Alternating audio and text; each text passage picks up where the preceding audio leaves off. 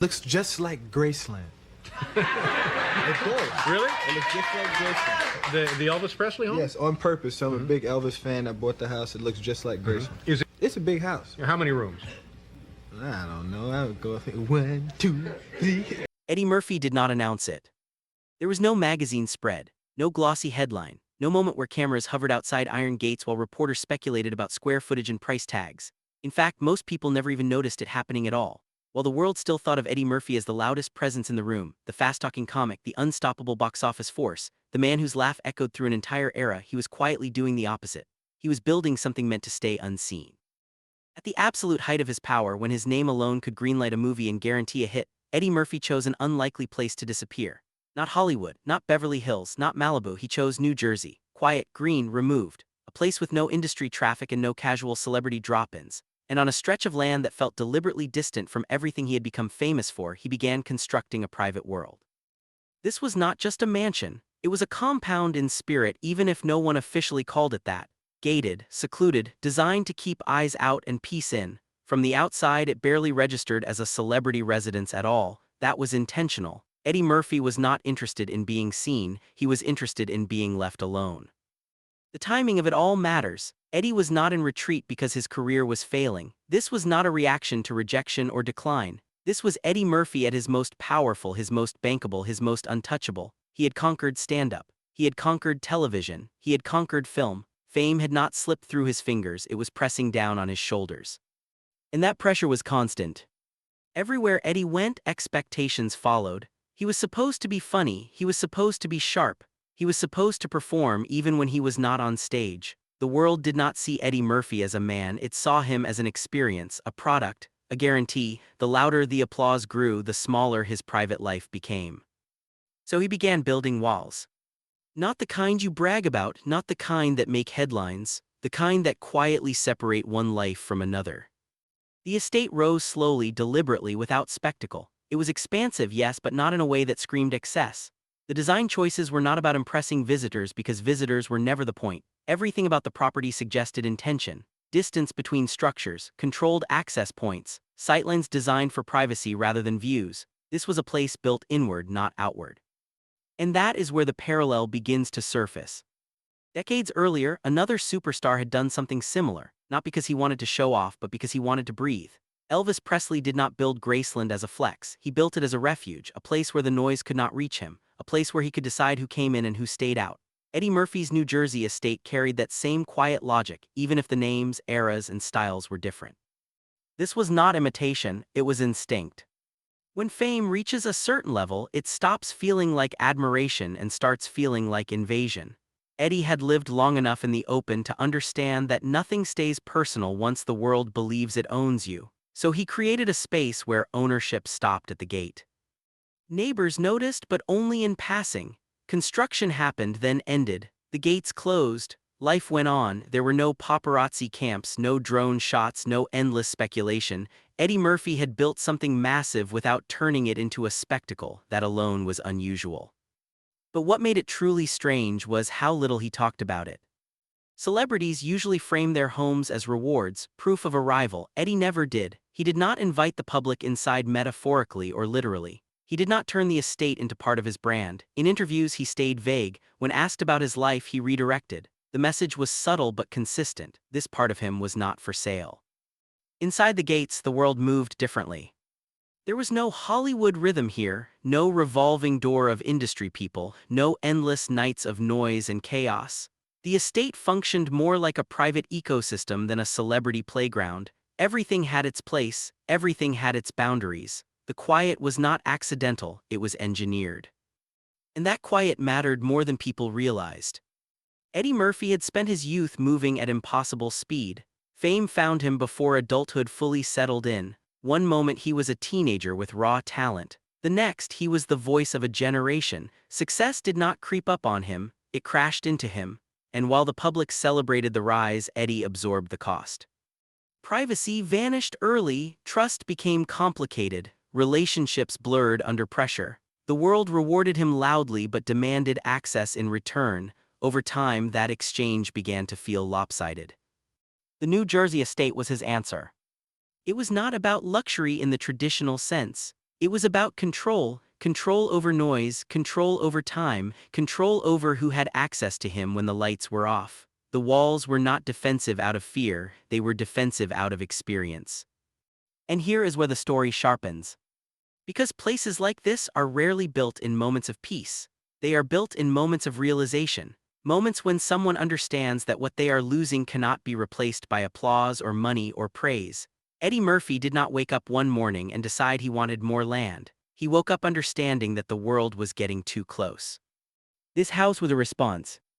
A response to years of being visible everywhere. A response to being expected to belong to everyone. A response to a version of fame that leaves no room for stillness.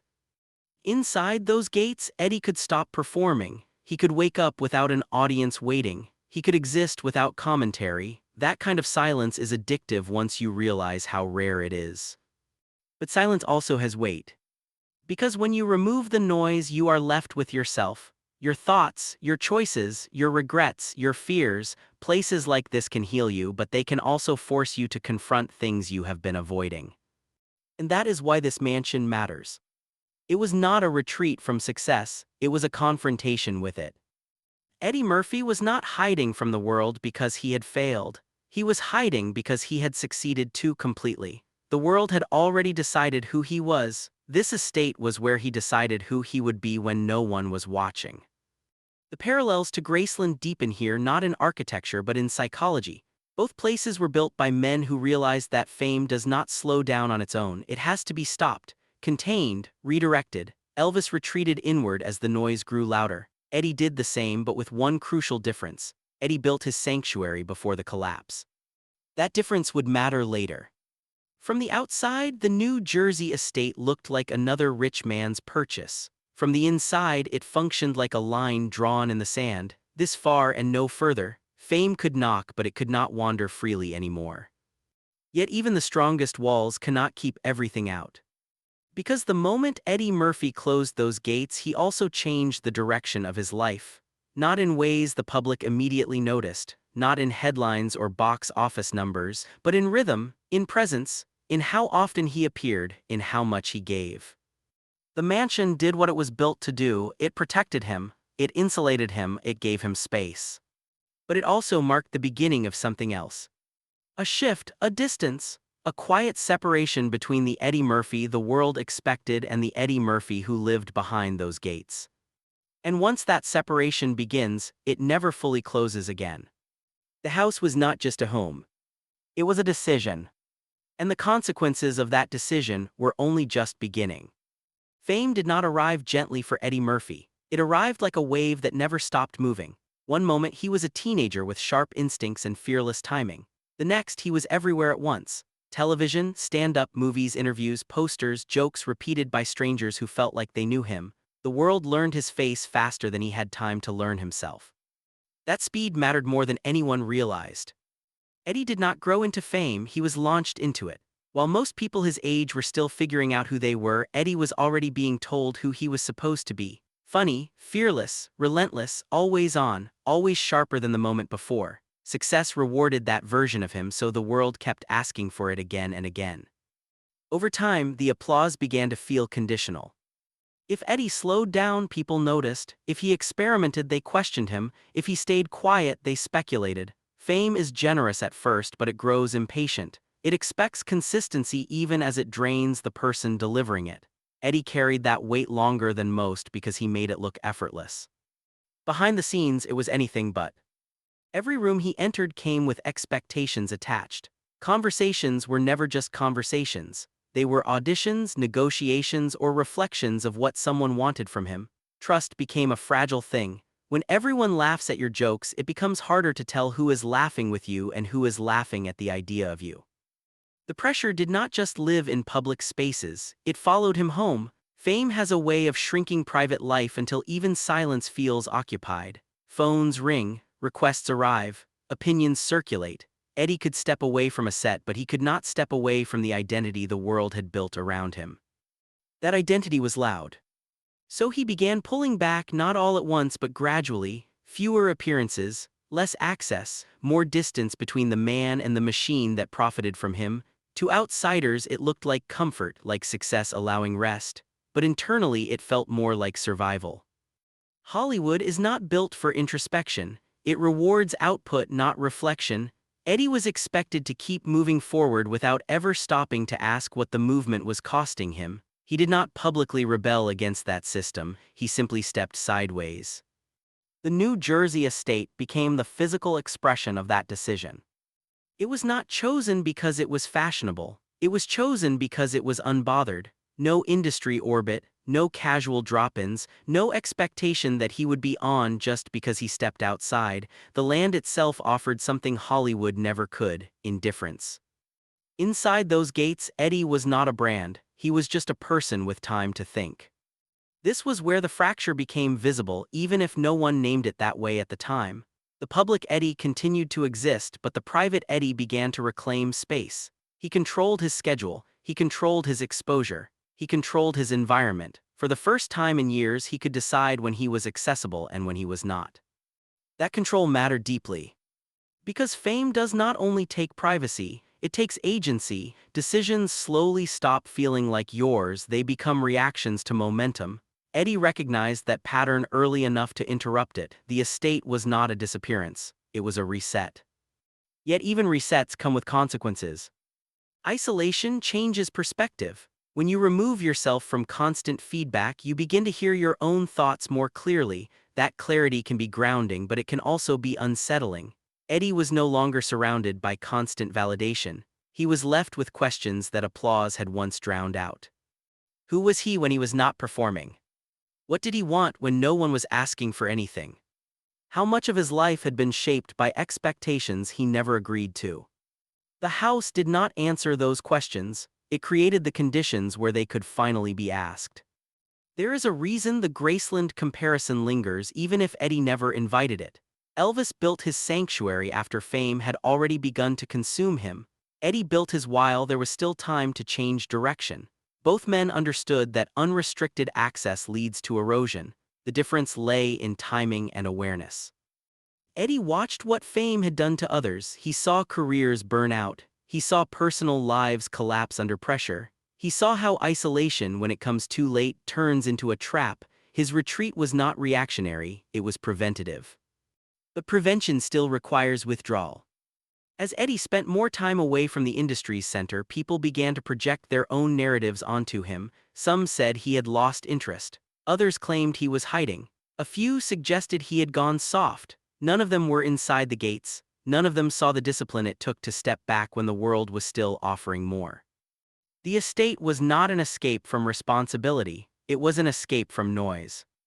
Inside that space, Eddie could choose what mattered. Family became central, routine replaced chaos, familiarity replaced constant novelty. He was no longer reacting to the industry's pace, he was setting his own.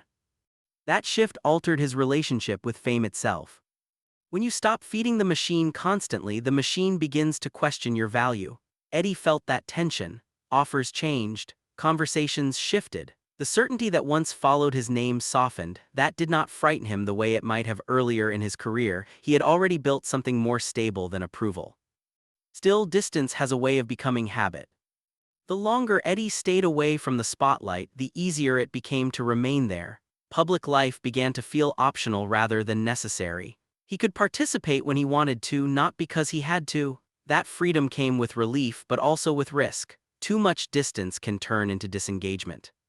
And that is where the tension deepens. Because the estate that protected him also made it easier to vanish. Not completely, not dramatically, just enough that the public began to notice his absence more than his presence. Eddie Murphy did not announce a retreat, but the pattern was clear. He was no longer chasing visibility, he was guarding something more fragile.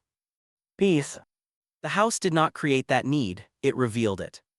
Fame had given Eddie everything people dream about: money, influence, recognition. What it had not given him was quiet. The estate supplied that in abundance. But quiet changes you, it slows your reactions, it reshapes your priorities, it makes chaos feel foreign. And once chaos feels foreign, returning to it requires intention.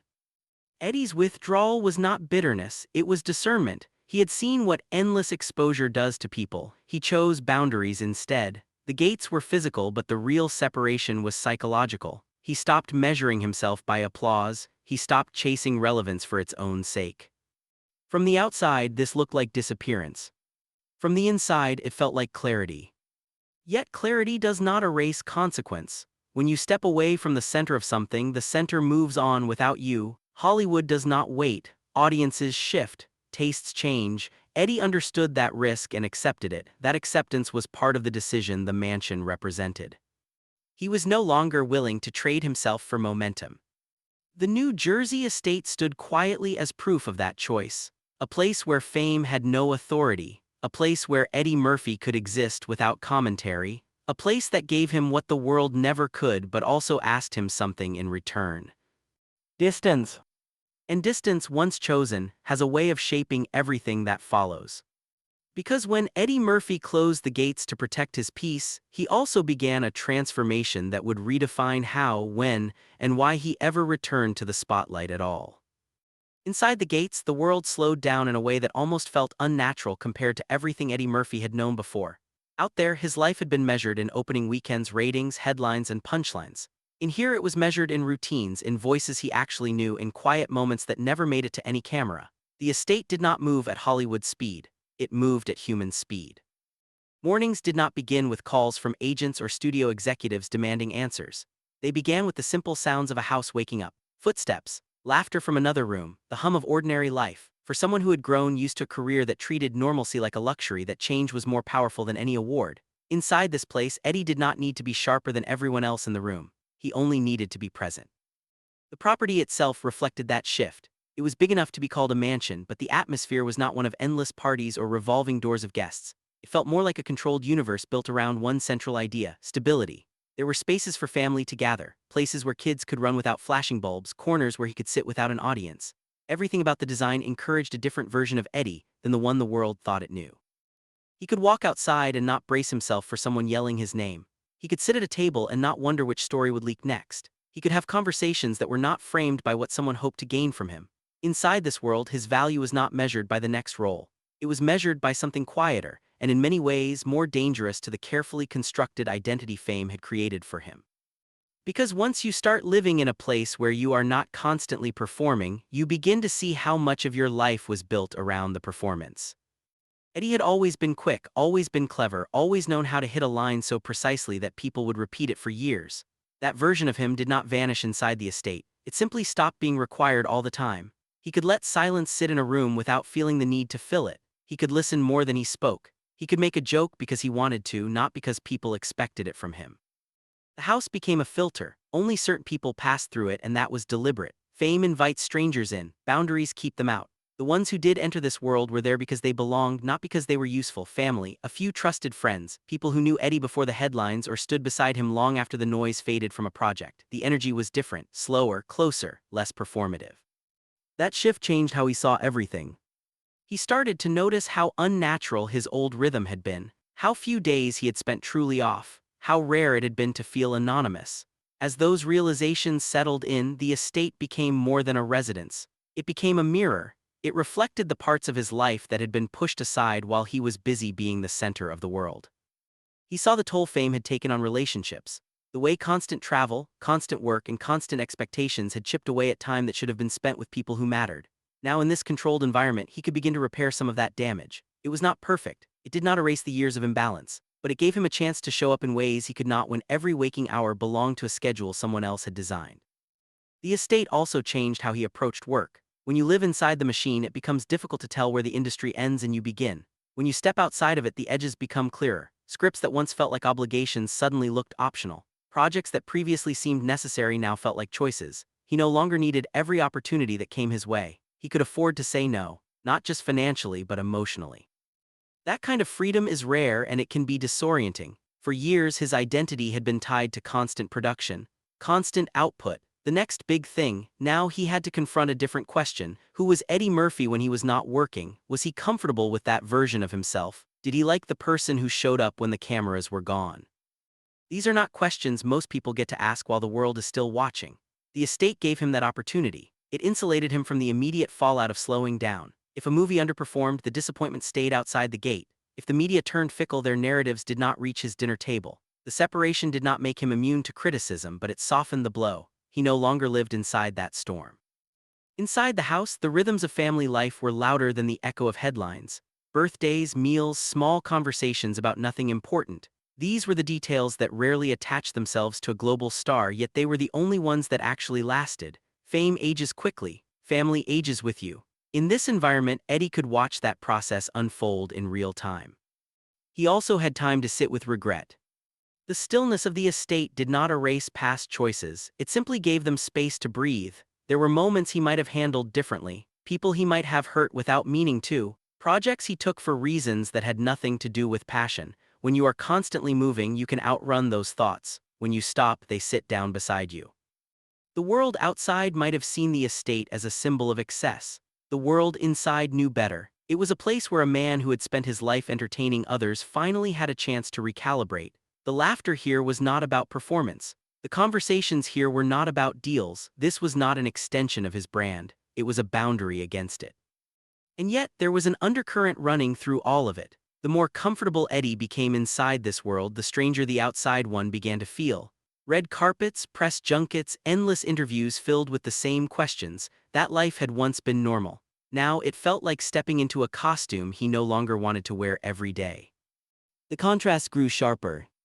On the estate, mornings were slow and grounded. In Hollywood, mornings were structured around appearances and obligations. At home, he could move according to his own pace. In the industry, time belonged to other people. The gap between those two realities widened with every year he spent behind the gates. He did not completely vanish. He still worked. He still appeared in projects. He still stepped back into the world that had made him a legend, but he did so on a different footing. The estate had shifted the balance of power. He was no longer dependent on the industry's approval to feel stable. He had a life that did not crumble when the spotlight dimmed. That sense of security altered how he accepted roles. It influenced the kind of stories he wanted to tell. It changed his tolerance for noise. The younger version of Eddie might have chased every opportunity just to keep momentum going. The version living in New Jersey did not need that chase. He needed alignment. If something did not fit the person he was becoming, it was easier to let it go. Still, there was a question quietly forming, even if no one asked it out loud. How long can a person live between two worlds? One world defined by constant visibility, the other defined by intentional absence. The estate allowed him to move back and forth, but each trip outside the gates reminded him of why he had built them in the first place. He saw the strain on other stars who never stepped away, the ones still racing from project to project, the ones endlessly trying to keep up with younger faces, newer trends, harsher scrutiny. He watched the desperation that creeps in when your sense of self is tied too tightly to your place in the cultural conversation. He had flirted with that feeling earlier in his career. Now he wanted no part of it. In that sense, the estate did not just protect him from the outside world. It protected him from the version of himself that might have gone looking for validation in all the wrong places. Yet the protection came with a cost. Distance, even when chosen, can create misunderstandings. Fans who grew up on his early work wondered where he went. Commentators speculated about whether he had lost his edge. Industry voices whispered that he had stepped back too far. None of them understood that the move was not about losing power, it was about using it differently. Inside the estate, he had proof that he had made the right choice every time he looked around. Children, loved ones, a life that did not collapse when he decided not to be everywhere at once. That was the trade he made. Less constant presence in the public eye, more substance in the parts of his life that actually faced him every day. The comparison to Graceland deepened in a more subtle way here. Elvis had built his private world as a refuge, but it slowly turned into a cage. The gates kept outsiders at bay, but they also trapped his habits, his pain, his decline. Eddie's estate carried the potential for the same danger. When you become too comfortable behind walls, stepping beyond them starts to feel risky. The question hanging in the air was simple and heavy. Would this sanctuary stay a place of balance, or would it quietly turn into the place where he simply watched the world move on without him? The house had done what he needed it to do. It slowed him down, it stripped away the constant pressure. It allowed him to choose who he was when no one demanded anything from him, but by changing his pace, it also changed his trajectory. The Eddie Murphy who once chased everything now stood still and let things come to him. The Eddie Murphy who once lived in the center of the storm now watched it from a distance. That distance gave him clarity, peace, and control. It also prepared him for a decision he had not fully acknowledged yet. Because at some point, every sanctuary forces a choice. Stay inside and let the outside world become a story other people tell. Or walk back through the gates and decide one more time how you want to be seen. The estate in New Jersey was never just a house, it was a crossroads, and whether he admitted it to himself or not, Eddie Murphy was standing in the middle of it, deciding what a man with his history, his talent, and his scars should do next. Eddie Murphy did not hold a press conference to explain why he pulled back. There was no big statement about needing space or wanting to live a quiet life. He did what he had always done when he cared about something deeply. He kept it close and let his choices speak for him. From the outside, it was tempting to write a simple story. The superstar got rich, bought a mansion, settled into comfort, and stopped chasing the spotlight. That version of events sounds clean, but it misses everything that made the estate more than just expensive property. It was not a place he ended up in by accident. It was a symbol of a decision most people in his position never make. He decided that control mattered more than visibility.